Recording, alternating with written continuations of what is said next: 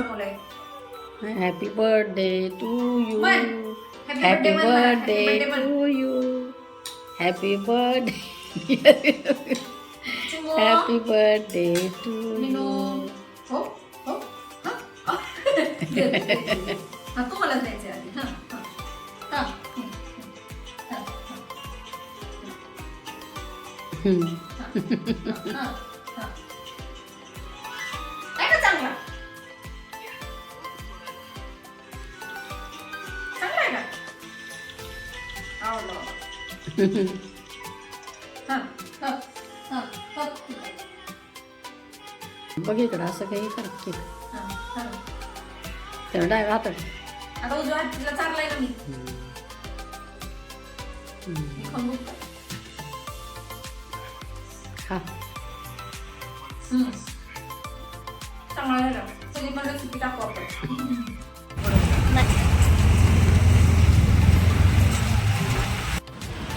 जय भीम, जय शिवराय. मी अरविंद स्नेहल आणि स्नेहल अंतरंगमध्ये आपलं सर्वांचं स्वागत करतो. आज या व्हिडिओची सुरुवात मी करतो आहे कारण की आज माझ्या बायकोचा आज वाढदिवस आहे.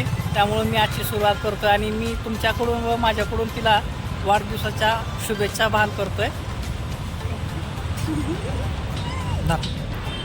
तिच्या वाढदिवसानिमित्त आज आम्ही माझी आई, मी व स्नेहल सिंगसाब या ढाब्यावरती जेवण करण्यासाठी आलो होतो. अतिशय उत्कृष्ट असं जेवण आहे या ठिकाणी. जेवणाची चव पण खूप अप्रतिम आहे. जर कोणी बाणेर बाजूला आलं तर आवर्जून या ढाब्याला भेट द्यावी.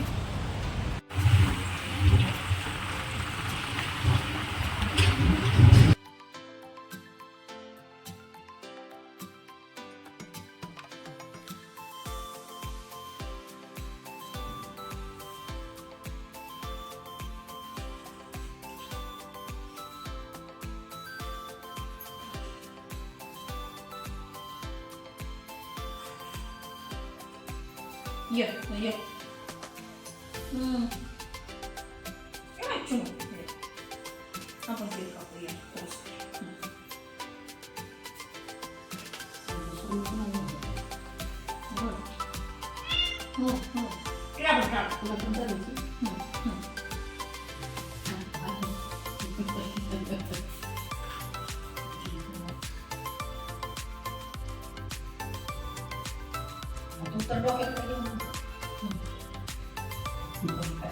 सगळेजण या माझ्या बर्थडेला. Happy birthday to you. Happy birthday to you. Happy birthday dear Snehal. Happy birthday to you. Happy birthday. Chimu, कुठे गेला? ओ, नवीन ड्रेसचं माझं उद्घाटनच आहे आता. एक सेकंड हा. Hold it.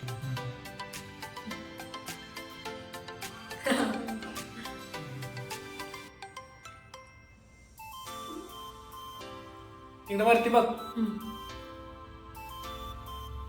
झालं का? गोरे दिसली.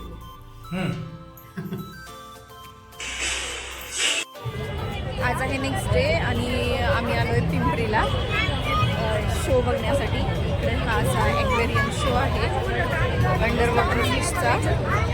तर आणि त्याची गर्दी दाखवते मी तुम्हाला किती आहे. आता बघू अरविंद तिकीट आणायला गेलेले आहेत. तर आमचा नंबर लागतोय का आणि आम्हाला मिळतंय का तिकीट ते पण सांगते मी तुम्हाला. हे बघा ही एवढी सगळी गर्दी आहे. इकडं हे लोक पलीकडचे लाईनला थांबलेले आहेत आतमध्ये जाण्यासाठी जवळजवळ 500 लोक वेटिंगला आहेत. आणि हे दुसरे 200 ते 300 लोक तिकीट घेण्यासाठी आहेत एवढे सगळे. आणि हे असं आहे.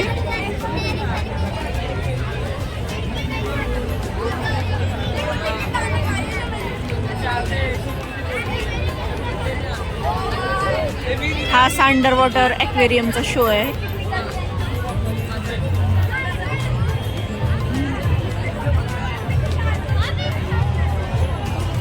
आणि आमच्या मम्मी 2 दिवसांनी आज तुम्हाला आम्ही परत भेटतोय. त्या दिवशी आमचा तिकडे काही नंबर नाही लागला आणि आम्ही काही ते ॲक्वेरियमचा शो पाहू नाही शकलो. तर त्याच्यानंतर वेळ नाही मिळाला.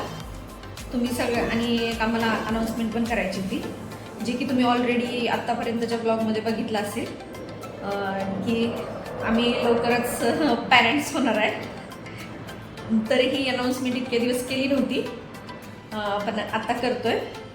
तर त्याच्या मागं पण एक छान स्टोरी आहे जी मला अरविंदबरोबरच शेअर करायची होती आणि त्यांचा काय एक्सपिरियन्स आहे, कारण का फर्स्ट टाईम होतोय पॅरेंट्स, तर ते पण त्यांचा एक्सपिरियन्स सांगतील.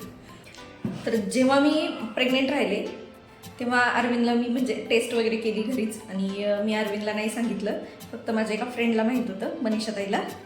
आणि मी अरविंदची पुण्याला येण्यासाठी वाट बघत होते, कारण का मला असं फेस टू फेस सांगायचं होतं, पण ते बिचारे काही यायला तयार नव्हते. कसं तरी करून आले आणि त्यांना डायरेक्ट म्हणजे असं बघा त्यांना हसायला येते, कारण का त्यावेळी त्यांनी खूप फोर्स केला काय होतंय, कारण मी सांगायचे माझे सगळे सिम्पटम सांगायचे, पण विचारलं मला की तू प्रेग्नेंट आहे का, तर मी नाही म्हणायचे, असलं काही नाहीये. कारण का त्यावेळेस आमचा त्यावेळेस असं होतं की 2024ला हा सगळा विचार करायचा, 23मध्ये नाही करायचा, किंवा ट्रीटमेंट वगैरे असं सगळं असं प्रोसेस होती. पण हे जे आता कन्सिव्ह केलंय ते नॅचरली आहे. तर त्यावेळी मी हॉस्पिटलला गेले आणि अरविंदला डायरेक्ट म्हणजे डॉक्टरांना पण शॉक की तुमच्याबरोबर आलेल्यांना माहीत नाही आहे का. तर मी म्हटलं हस्बंड आलेत आणि त्यांना काहीच माहीत नाही आहे, त्यांच्यासाठी हे सरप्राईज आहे, ते फर्स्ट टाईम बघणार आहेत आणि त्यांना कळणार पण आहे, म्हणजे सोनोग्राफीत बाळ फर्स्ट टाईम बघणार आणि त्यांना समजणार पण हे फर्स्ट टाईमच आहे की ते बाबा होणार आहेत. तर जेव्हा डॉक्टरांनी बोलवलं आणि त्यांना दाखवलं की हे बघा तुमचं बाळ आहे, तुम्हाला काय वाटलं? मी शब्द म्हणजे बोलायला आपल्याला हेच नव्हतं, इतका अनुभव होता की तुम्ही जाहीर पण करू शकत नव्हतं.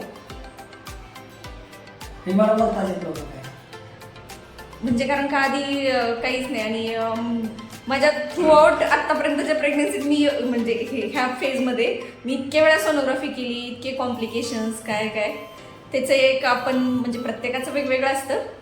तर त्याची जे काय माझा एक्सपिरियन्स होता पर्सनल, माझा आनंद व्यक्तच करू शकत नाही, शब्दात तर करू शकत नाही. ते माझ्या मलाच माहिती किती आनंद झाला काय.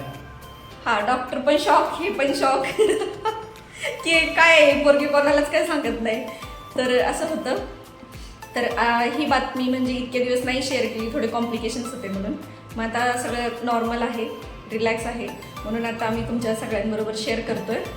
आणि तुमचे सगळ्यांचे आशीर्वाद, ब्लेसिंग्स आमच्या दोघांबरोबरच आमच्या बाळावर पण राहू द्या. आणि बाळ झालं की तुम्हाला असंच व्हिडिओमार्फत कळवू परत. तोपर्यंत स्नेहल जंत्रनला लाईक, शेअर आणि सबस्क्राईब करा. आणि आमची ही गोड बातमी तुम्हाला कशी वाटली हे पण आम्हाला सांगा. आणि तुम्ही पण काही प्लॅन करत असाल तर आता 2024 चालू आहे, तुम्ही पण करू शकता. सगळ्यांना best of luck. Thank you so much.